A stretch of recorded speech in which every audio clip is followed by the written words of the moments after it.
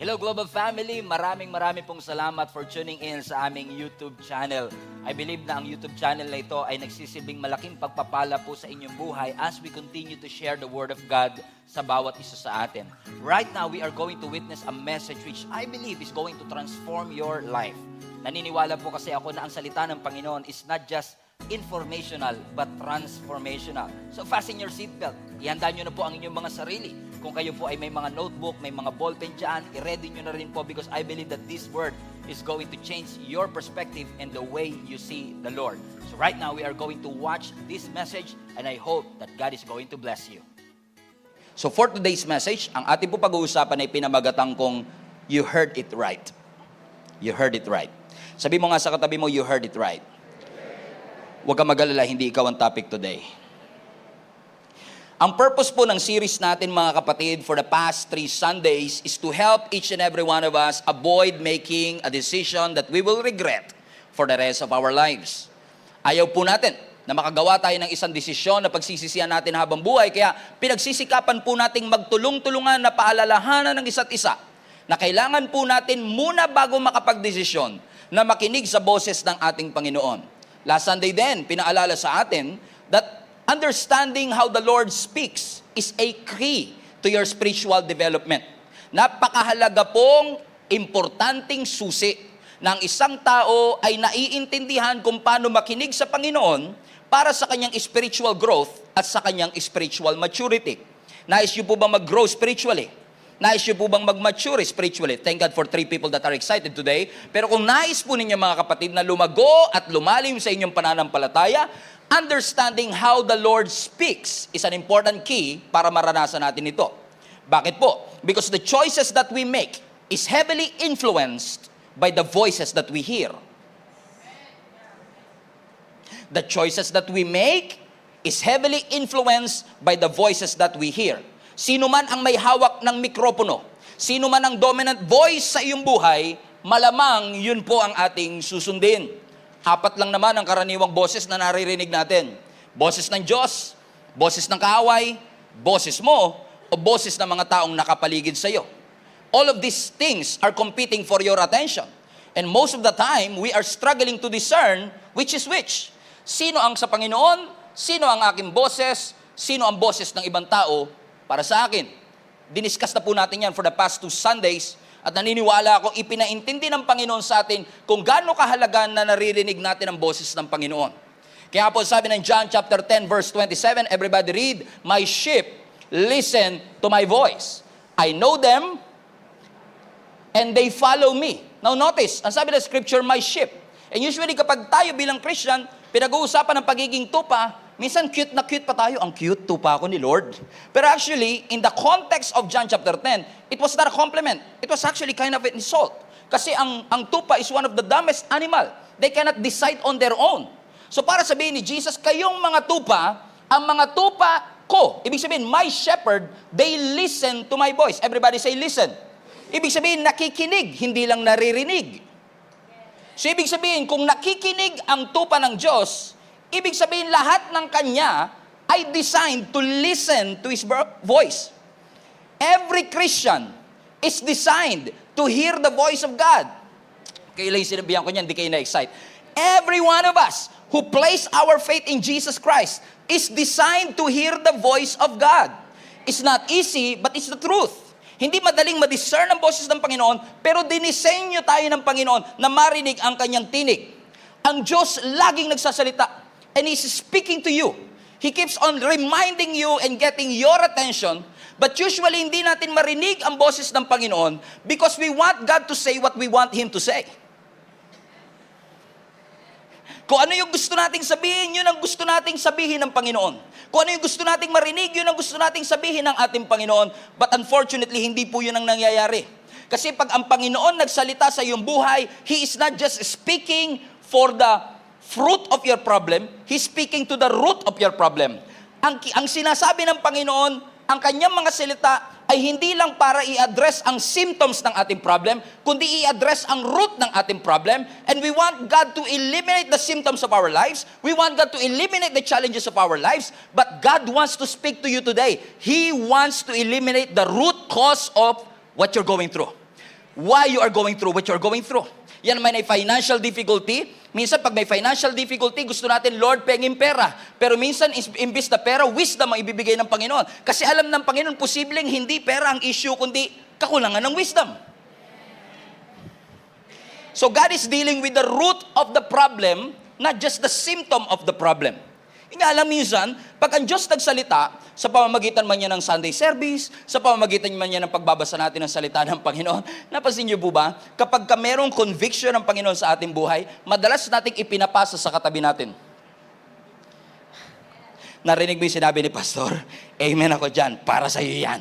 Madalas nating ipinapasa. Or kapag na-convict tayo ng Panginoon, madalas tayong in denial sa sitwasyon. Ay, hindi ako yan. Amen, Pastor, agree ako dyan, pero hindi ako yan.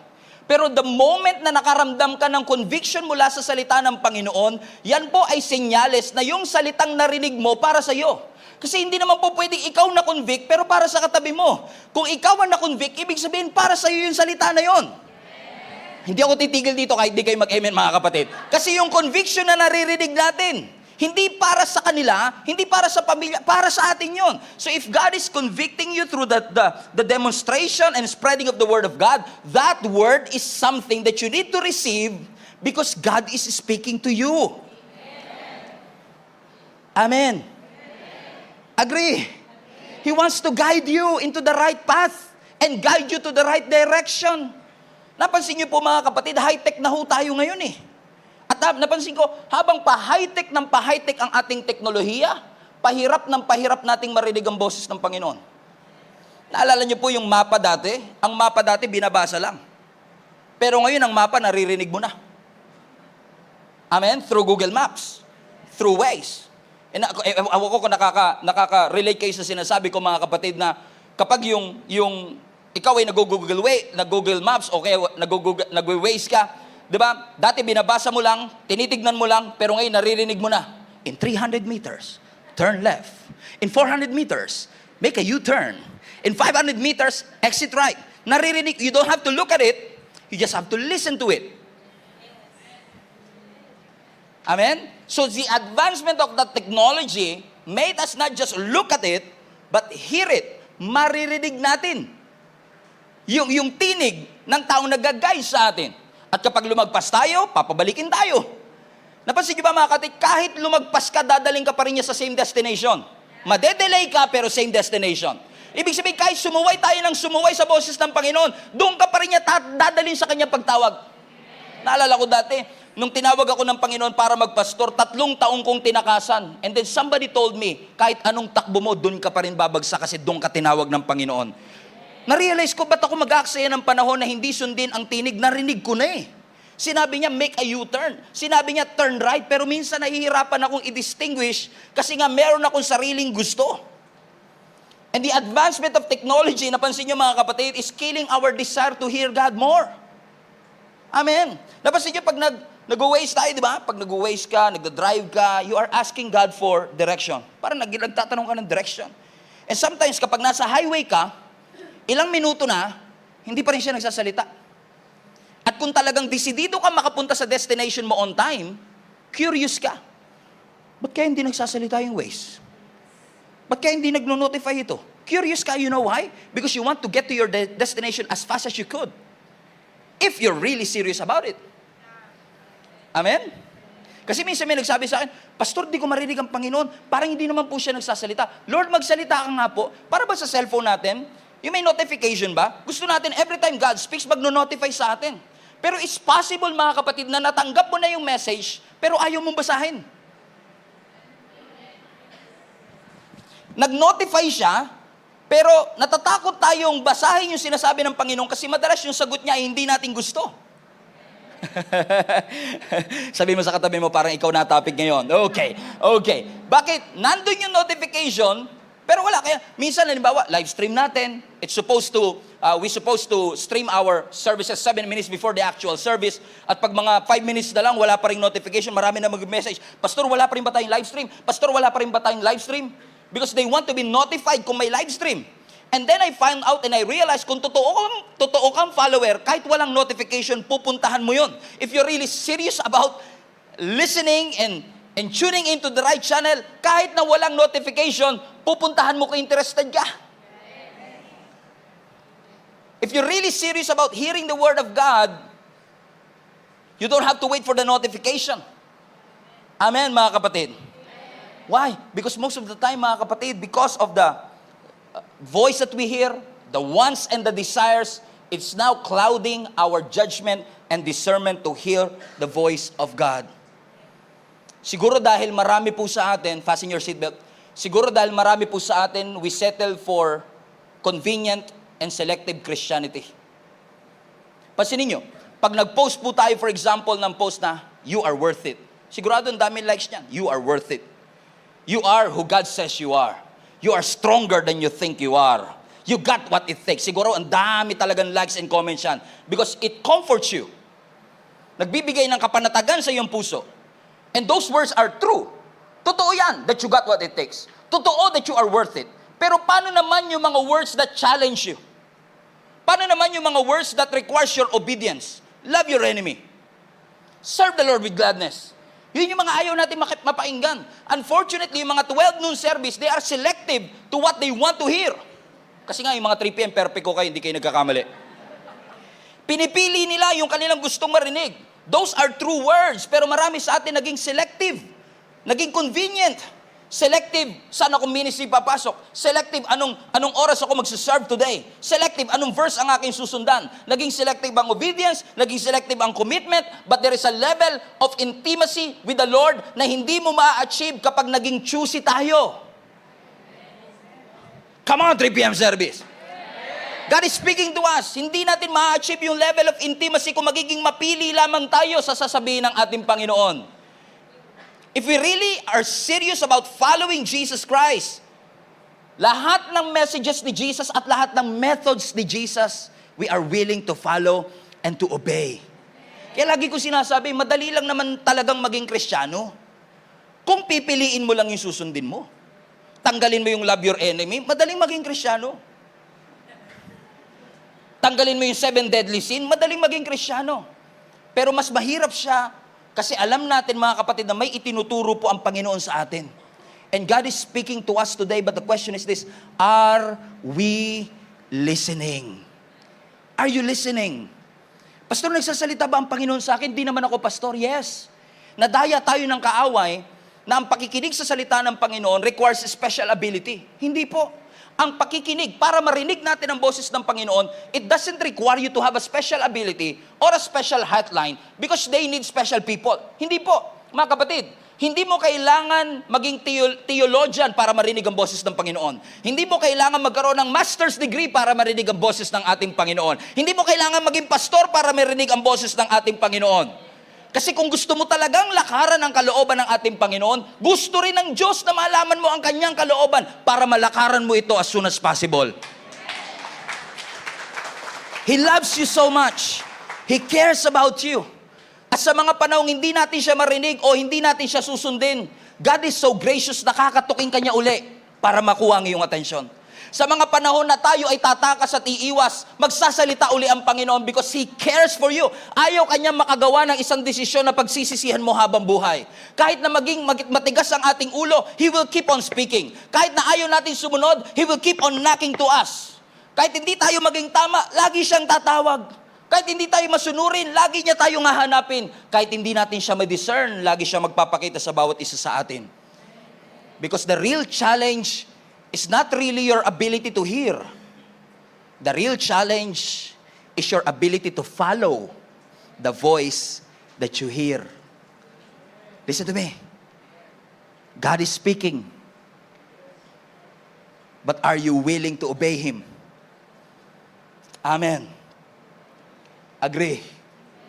Di ba minsan pag nag-waste ka, naligaw ka, napunta ka sa Skinita, napunta ka sa rough road, galit na galit ka sa Waze. Ano pa naman ito Waze na to? Kung saan ako dinadala? Pero if truth be told, the accuracy of the Google Maps and Waze is in no question. Ang questionable talaga dito is our ability to follow the instruction.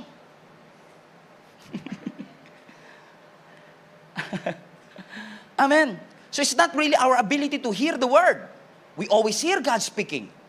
But are we ready to listen? And not just listen, but to make a decision to follow the voice of God. Hindi nyo ako pinapansin, pero I'm continuing anyway. Why? Because your decision determines your destiny. If you will say yes to the Lord, you will experience the miraculous. But if you will say no to the Lord, you will miss all the purposes that God has intended for you to receive. The decisions that you will make today will set the trajectory of your life for the years to come. Ang maling daan, hindi mapupunta sa tamang destinasyon. But it's your choice to follow the voice of God. Di ba yan ang dahilan kung bakit nagkasala yung una nating magulang? Maling boses ang kanilang pinakinggan. Narinig nila ang boses ni Lord, narinig nila yung boses ng ahas, pero mas sinunod nila yung boses ng ahas. Ang hirap talaga. Si Adan, pinakinggan si Eva. Si Eva, pinakinggan yung ahas. Wala sa kanilang nakinig sa Diyos. Ulitin natin. Si Adan nakinig kay Eva, si Eva nakinig sa ahas, pero silang tatlo, pare-parehong hindi nakinig sa ating Panginoon. Ano nangyari? Napahamak tayong lahat. So, both Adam and Eve heard the voice of the Lord. But it's not a question of hearing the Word of God. We've established that for the past 2 Sundays. At kung hindi man natin narinig, tinuruan tayong makinig. Pero ang pinaka-importante sa lahat, hindi mo lang marinig, kundi makapakinig. Magkaiba yung narinig sa pinakinggan. So it's not just your ability to hear it, but your ability to follow it. Kaya nga di ba sa scripture paulit-ulit, he who have ears to hear, let them hear. Sa Tagalog, ang may pandinig, makinig. Hindi kasi lahat ng may pandinig, nakikinig. Alam ng lahat ng nanay yan. Sabihin nyo sa anak nyo, ayan na. Alam ng lahat ng tatay at nanay yan. Hindi porket nag-utos yung nanay at tatay, automatic may susunod. Magugas kayo hanggat walang pangalan. Huwag kang mag-expect na magagawa po yan. Magugas na ng pinggan, 5 anak mo, pero walang susunod yan. Amen? 5 oras na nakakaraan, wala pa rin. Kaya kailangan pangalanan. Kaya mga spirito sa buhay natin, pangalanan nyo para lumayas. Oo. Kaya pag di mo pinangalanan nyo, mananatili yan eh. Di ba? Lahat sila narinig yung utos, pero hindi lahat willing makinig. May kilala kayong kinilig, ayaw na makinig? It happens all the time. Kasi yung pakiramdam at feelings, nakakabingi. Ang business, nakakabingi. Ang gustong-gusto, nakakabingi. Sabi ng Lord, bitawan mo na yan. Ayoko, Lord. Di nyo siya naiintindihan. Wala po kaming ginagawang masama. Wala pa. We start making excuses as to why we can follow the Lord. Pag pinipreach, pag binabasa, wow, these are wonderful commandments. These are wonderful words from the Lord. But the moment that it involves us, napansin nyo, lahat ng tao gusto ng pagbabago hanggat hindi sila yung kailangan magbago. Kasi once na tayo na yung kailangan magbago, hindi ako agree dyan. Pero all of them are willing to change. Pag nag-pray sila, baguhin mo yung asawa ko. Baguhin mo yung anak mo. Pero never pinag-pray, baguhin mo ako. Laging sila ang kailangan magbago. Amen?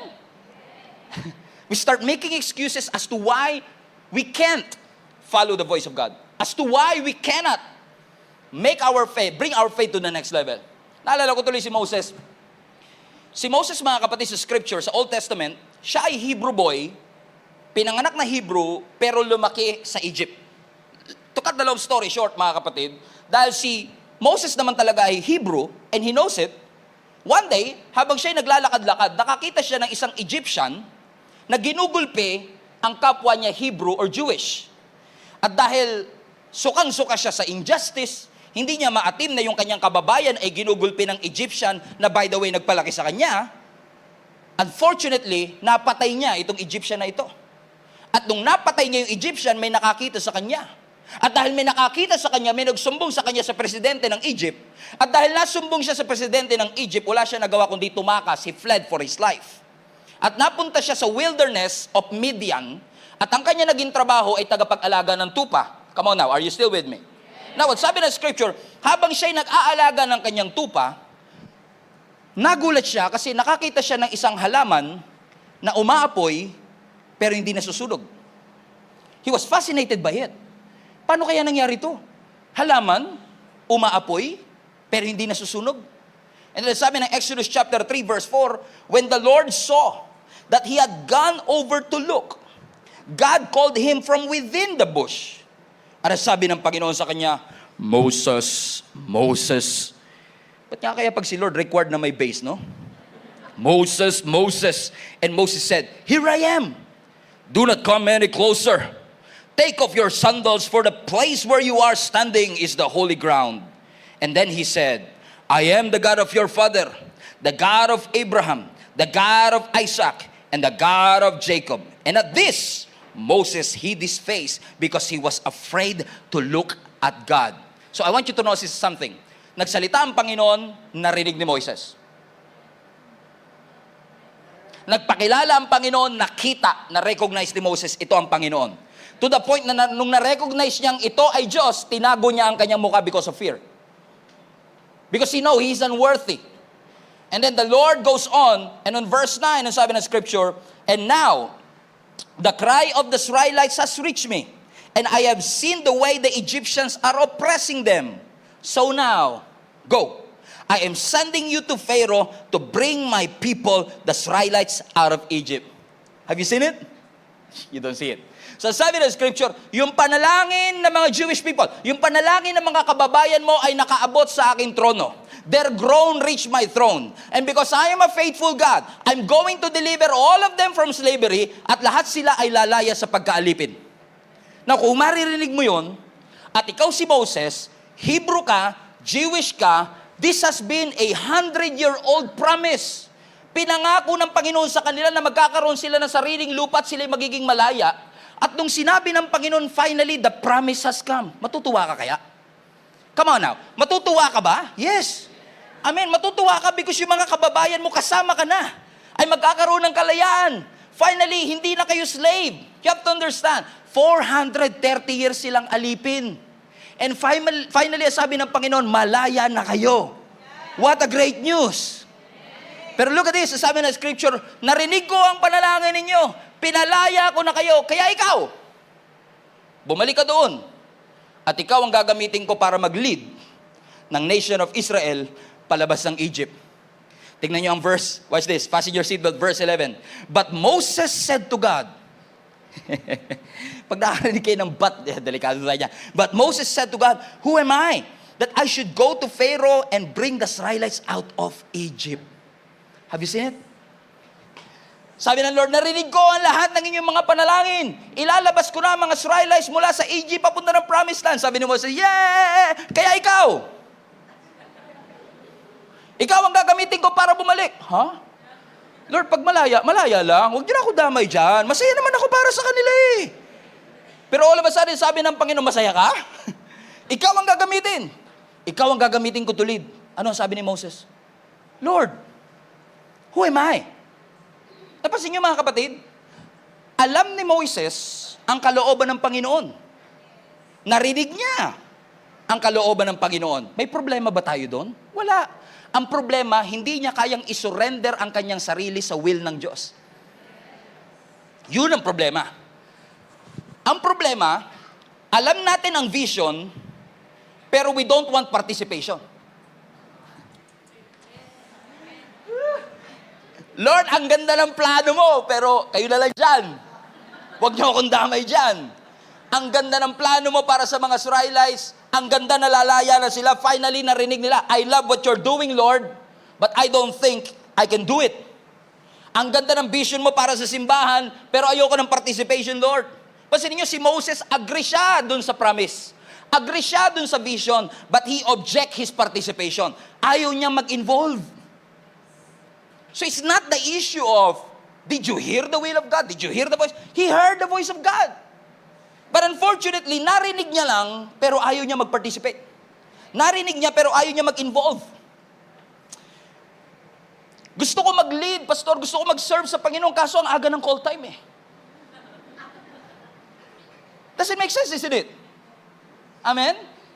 Bakit mga kapatid? Kasi ang conviction, hindi magiging klaro kung masyado tayong in love sa convenient.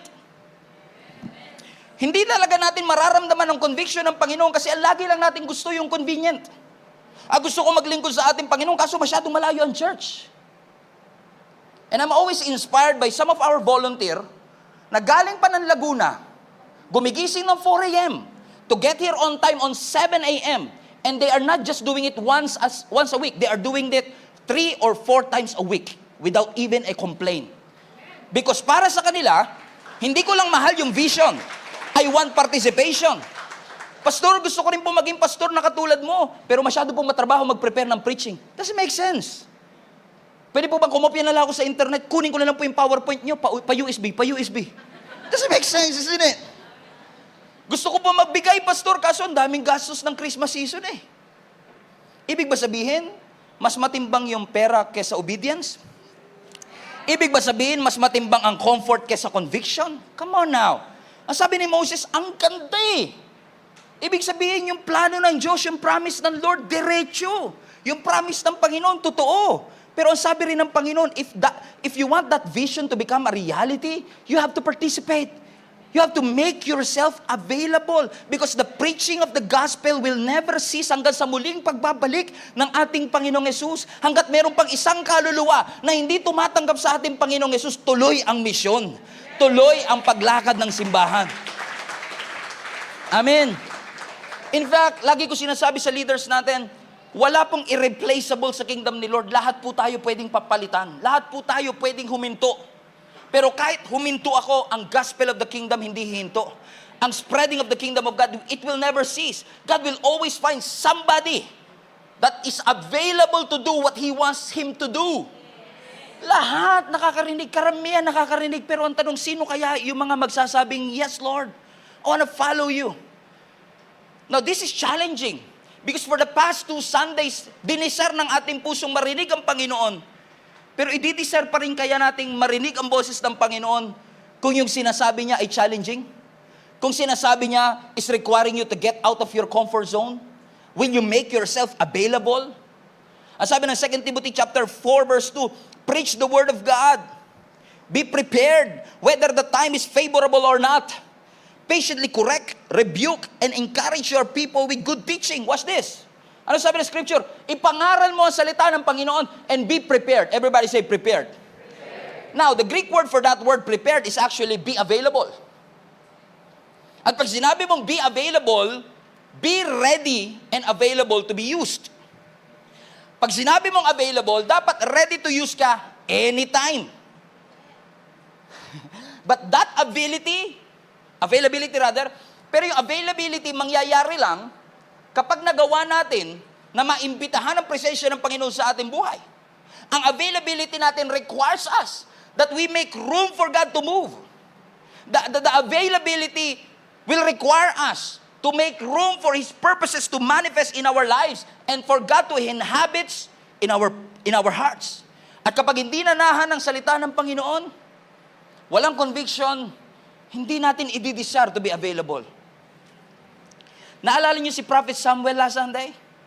Kinausap siya, tinawag siya ng Panginoon in the middle of the night. In the middle of the night. Hindi nyo alam, no? Nagpapanggap lang yung tumawa lang iba, di nila gets. Okay? In the middle of the night, tumawag ang ating Panginoon. Hindi sinabi ni Prophet Samuel, Lord, it's too late, sarado na po ang opisina. No. He said, speak Lord, I am listening. No, ang ating Panginoon ay nagsalita sa pamamagitan ni Angel Gabriel. You remember that? In the first book of the New Testament in Matthew. By the way, from Malachi to Matthew. Propetang Chinese, si Malachi. So from Malachi to Matthew, it was a 400 years of silence from heaven. Wala silang narinig na boses sa Panginoon for 400 years. And then finally, nagpakita muli ang ating Panginoon, ang ating Panginoon through an angel Gabriel and announced the greatest news of all time. Jesus was about to born. And we celebrate that on Christmas Day. Ang sabi ng Panginoon, Mary, you are blessed and highly favored. Ikaw ay magbubuntis. Tatanganin mo ang Savior of the world at papangalanan mo siyang Yeshua, Jesus, which means Savior. Maaaring takot si Mary. Maaaring may agam-agam kay Mary. Pero I love her response. She said, "Be it unto me, Lord, according to your word." She just made herself available. She just made her womb available for the Lord. Why? Kahit na mahirap ito, kahit na nakakahiya ito, kahit na marami akong pagdadaanan at explaining to do, but the most important thing is I want to follow the Lord. And I'm gonna say yes to Him. I heard His voice and I'm gonna respond with yes. Naalala niyo si Peter? Buong gabi silang nanguhuli ng isda. Wala silang mahuli.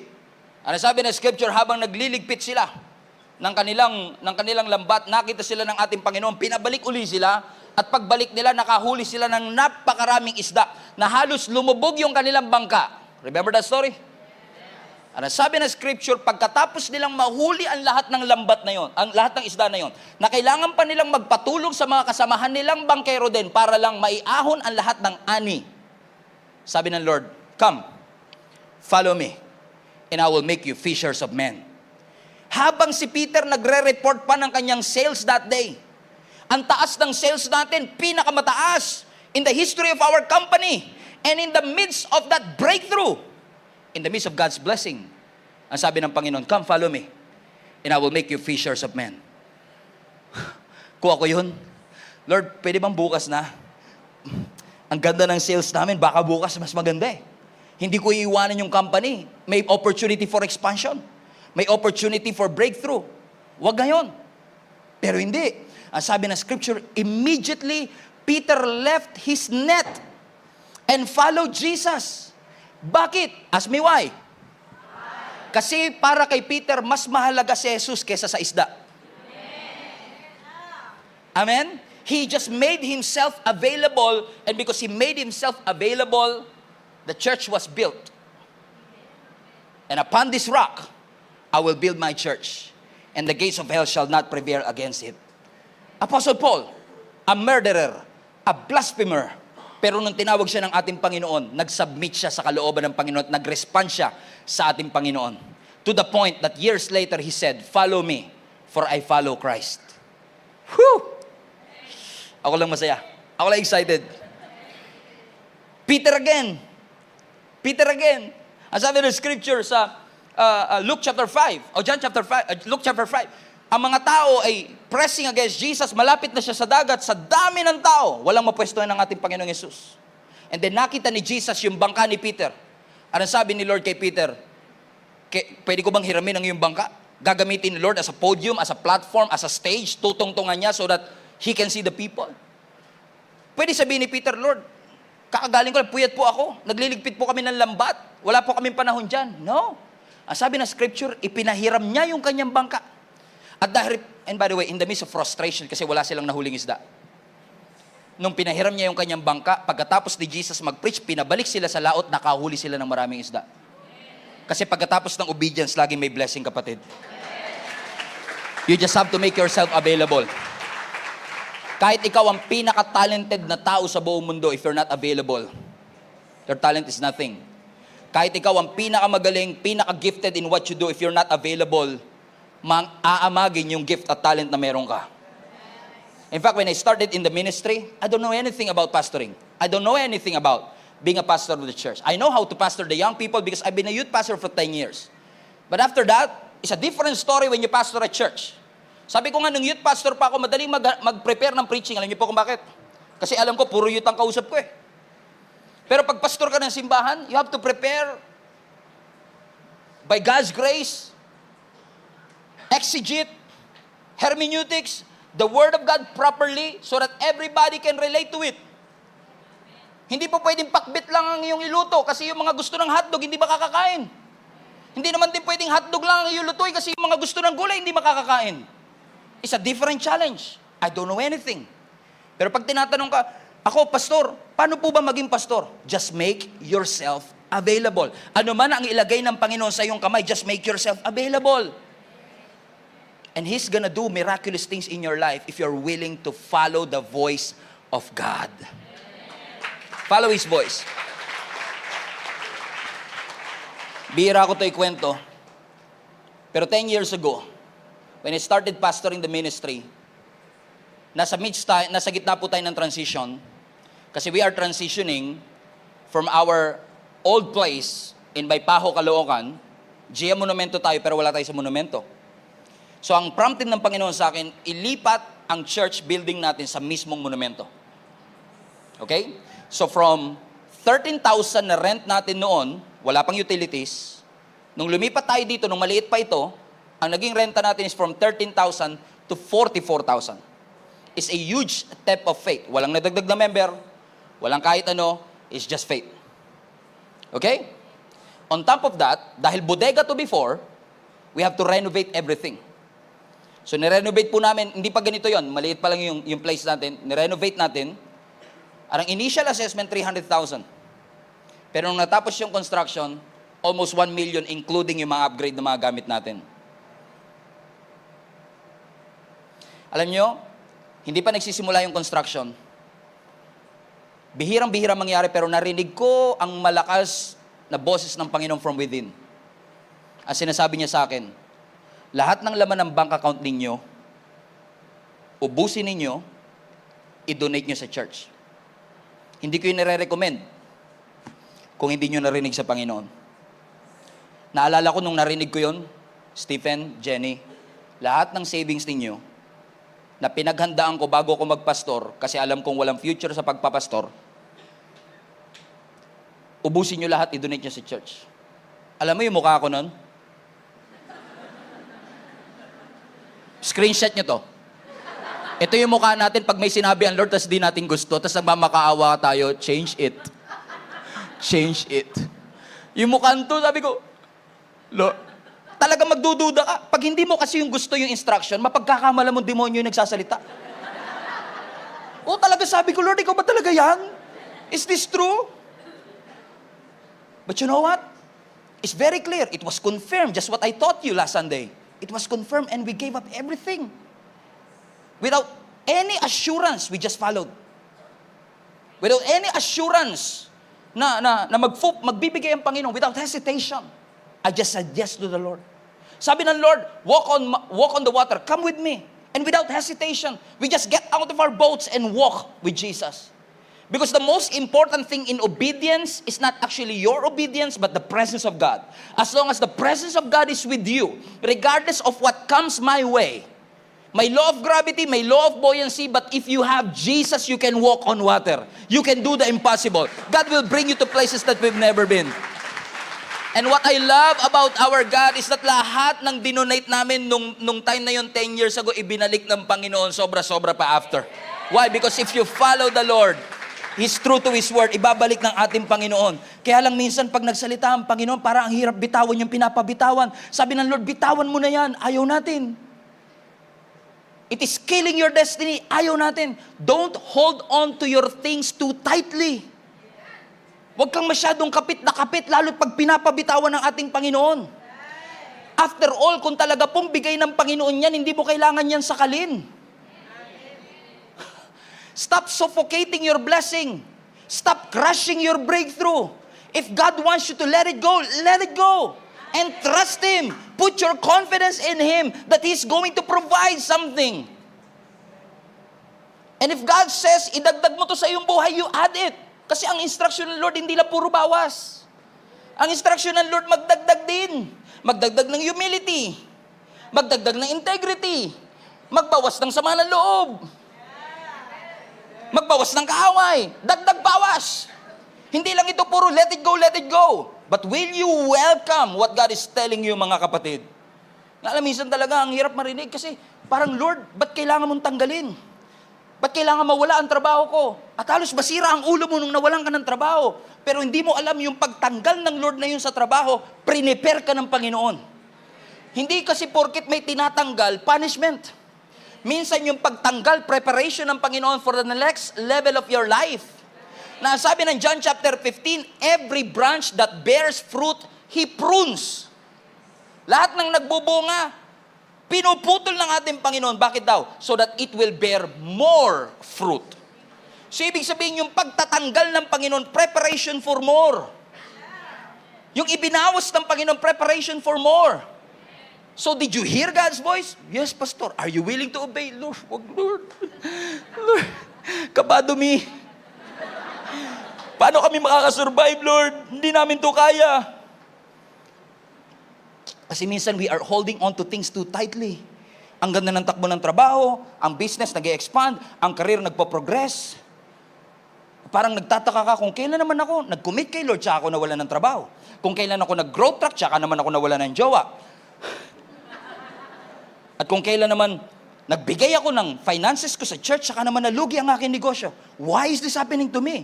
Pinaparusahan ba ako ng Panginoon? No. It's not a punishment. It's preparation. God is a good God. Tingin mo ba, noong mga panahong sayang-saya ka noon, nakita ng Lord, ang saya na ito ah. Bigyan ng problema yan. Ganun ba ang Panginoon? Ang saya mo sa negosyo mo, tanggalan ng negosyo yan. Hindi ganyan ang Diyos. Pero may perspective ang Diyos na hindi mo nakikita. May nakikita ang Panginoon na hindi natin nakikita. So kung tanggalin man ang ating Panginoon, hindi niya yan tinatanggal to punish you. Tinatanggal ng Panginoon. Elimination is God's preparation for the next level of your life. You just have to believe that God can and God will. God is speaking to you, but the question is, are you listening? Sabi ng Panginoon, fasten your seatbelt. Sabi ng Panginoon, magpakabit ka na ng legal na kuryente. Ikaw ba talaga yan, Lord? Lumayas ka. Masaya kami na hindi nagbabayad. Nagigets yung sinasabi ko, mga kapatid. Kapag gustong-gusto mo kasi, parang ang hirap sundin ng pinapagawa ng ating Panginoon. At sabi ng Panginoon sa'yo, sure ka ba talaga dyan? Mahal na mahal ko po eh. Oh, mahal na mahal ka nga. Pero sure ka ba talaga dyan? Yes, Lord. Sure na sure talaga ako. Pero hindi kasi porket mahal na mahal mo, gustong-gusto ng Panginoon. And if God eliminates something sa ating buhay, can you trust the Lord that He's gonna provide? He's gonna deliver you? And He's gonna see you through? Huwag kang matakot basta pagsunod sa Panginoon. In fact, isa sa mga reason kung ba't hindi natin marinig ang boses ng Panginoon is fear. It is causing you to have the ability to hear the voice of God. Paano pag nawala yung lahat ng investment ko? Paano pag nag-start ako mula simula? Hindi ko sinasabing gawin mo, pero kung yan talagang eksakto pinapagawa ng Panginoon sa'yo, and He wants you to start from scratch, trust Him. Don't be afraid. You know why? Because greater is He that is in you than everything that you've lost. Come on now. As long as you have the presence, as long as you have God's presence, it doesn't matter. As long as I have the source, it doesn't matter kahit tanggalan pa ako ng resource. So the question is this, do you have faith? Sabi ng Hebrews chapter 11, faith is the substance of things hoped for and the confidence of things not seen. Ano, pagka binabasa ko yan years ago, alam niyo yung, ako lang ba, yung pag nagbasa ka ng Bible, akala mo na intindihan mo na, pero ang totoo, hindi mo pala talaga naintindihan. And as I was rereading the definition of faith, faith is the confidence of the things we hope for. Bigla ako napahinto. Sabi ko, teka lang, I've never seen this before. Kasi sabi ng scripture, faith is the confidence of the things we hope for. Sabi ko, no Lord. Mas may confidence ako with what I have than what I have hope for. Kasi pag sa akin na yun, mas sure. Pag hawak ko na siya, mas may tiwala ako kasi sure na to eh. Pero ang faith, hindi ganun eh. Ang faith, meron kang confidence kahit hindi mo pa nakikita. Because faith is the substance of the very things that you hope for. But will you trust the Lord na anumang bagay na pinapabitawan, pinapapasan, mga bagay na pinapaiwan at pinapalagay ng Lord sa ating puso is something that we really need in order for us to walk in God's purposes in our life? Trust Him. Ang sabi ng Psalms 46 verse 10, be still and know that I am God. Everybody say, be still. Manatili tayo sa Panginoon at makikilala mo ang Diyos. Now, every time this verse is being preached, usually we interpret it like this one. Gusto mo bang marinig ang boses ng Panginoon? Yes, Pastor. Be still. Umupo ka, buksan mo notebook mo, labas ka ng ballpen, lagay mo yung divine stabilo mo.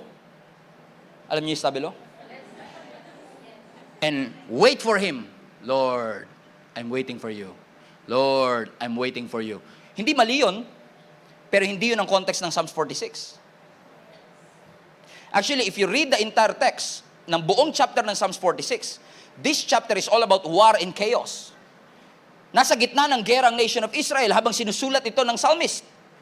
At sabi ng Panginoon sa kanila, in essence, mga kapatid, be still. That's interesting to me kasi majority ng mga psalms, kapag sinulat laging third person. Actually, itong Psalms 46 verse 10, pag binasa mo sa chapter 1, Psalms 46 verse 1, everybody. Hindi, 46 verse 1, 10 yun eh. Ano yung verse 1? God is our refuge and our strength, the very present help in times of trouble. Napapansin niyo yung psalmist is writing in a third person. God is my refuge and our strength. But all of a sudden in verse 10, biglang si Lord na mismo nagsalita, be still and know that I am. So hindi na He is, I am. All of a sudden, biglang nagpakita ang Panginoon na sinabi niya, be still. Now, listen, in the context of trouble, in the context of war, ang sabi ng Panginoon sa nation of Israel, be still. In the Hebrew, Rafa, nang ibig sabihin is to cease. C-E-A-S-E. Stop it. In the midst of war and chaos, sabi ng Lord, stop it. Be still. Stop the fighting. It was a call for all of us na huminto at mag-reflect. Stop fearing. Why are you fighting for a battle that you should not fight in the first place? The battle is the Lord's. At habang nasa gitna sila na pakikipag-away nila sa kanilang mga kaaway, sabi ng Lord, stop! Be still! And when you stop fighting, and when you stop fearing, you will know that I am God. Now, the revelation is in the Hebrew. The word know in the Hebrew means acknowledge. Ibig sabihin, God was there all along. Yun nga lang, hindi mo siya mapansin because you're so busy fighting. Kaya sabi ng Panginoon, what's wrong with you? Stop it! Stop the fear! And acknowledge me. I am with you. Your refuge and your strength.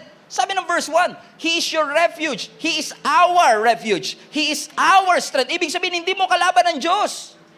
Kakampi mo siya. He is asking you, stop fighting. Stop the fear. Ihinto mo ang lahat ng takot. And acknowledge that God is with you. You will never know me if you will continue to fight the battles that you're not supposed to fight. Stop the fight. Stop the war. Stop the battle. And know that I am the Lord.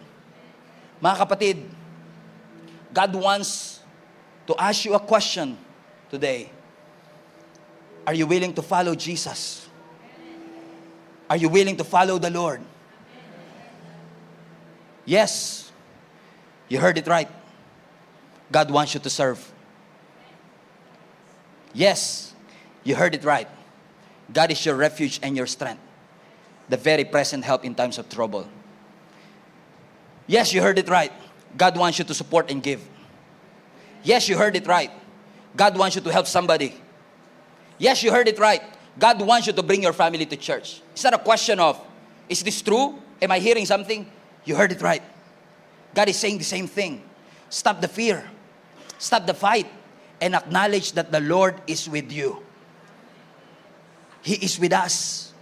And He is asking you right now. Or maybe you're asking right now, Lord, ano na? Kalooban mo ba to? Is this your will?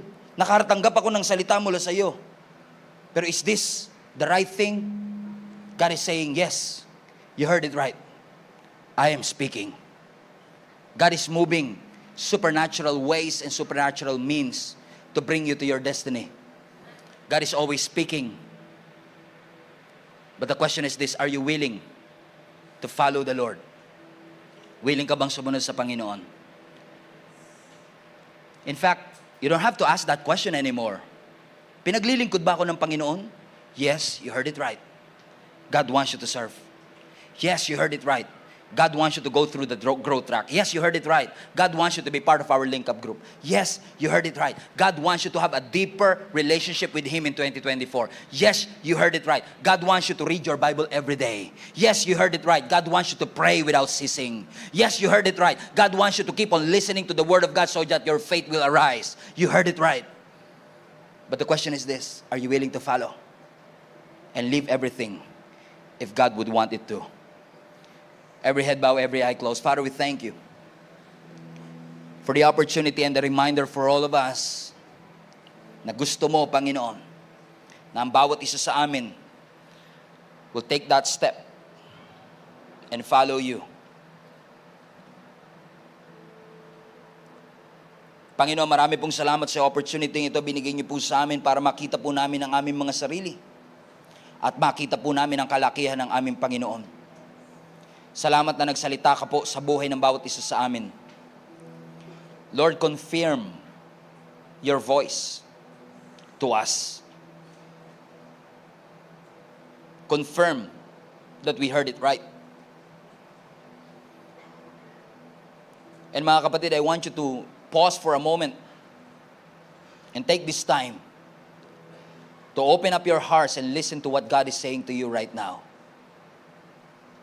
Listen. God is speaking. He's calling you out of your comfort zone. He's calling you to places that is beyond your wildest expectation. He's calling you to do the things that you've never thought you would do. If you want to find out, you have to get out of that comfort zone, get out of your boat, and allow the Spirit to lead you to places that you've never imagined you could be. Speak to us, Lord. Ano yung mga bagay na nais mong ilagay namin sa aming puso? Mga bagay na nais mong idagdag namin sa aming buhay?